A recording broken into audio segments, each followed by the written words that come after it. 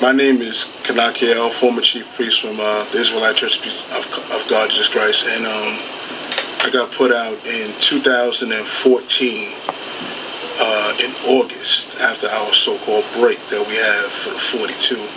It was supposedly be because of a bad wedding ceremony, but what it really boiled down to was I was accused of being an FBI agent.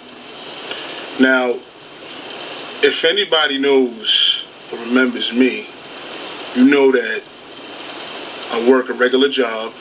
I have a regular family like everybody else. I work in about 3 or 4 departments. I worked in 3 or 4 departments. And I was dedicated to what I believed in when I was down there. So why would I go against what I believe in for $1 when it wasn't about money? Our beliefs stem far past money. We dedicated our lives to our craft and what we did for God. Not for a man, but for God.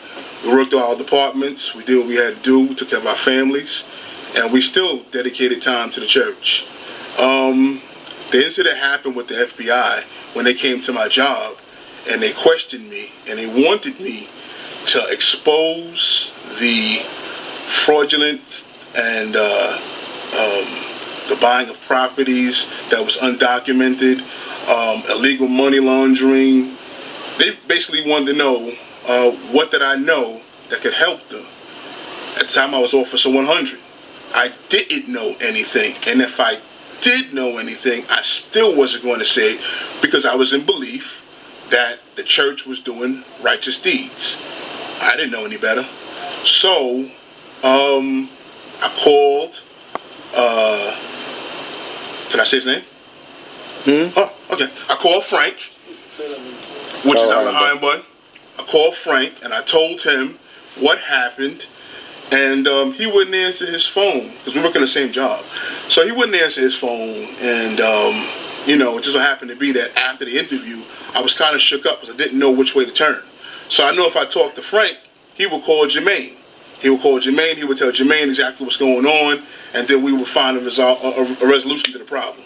That's not what happened.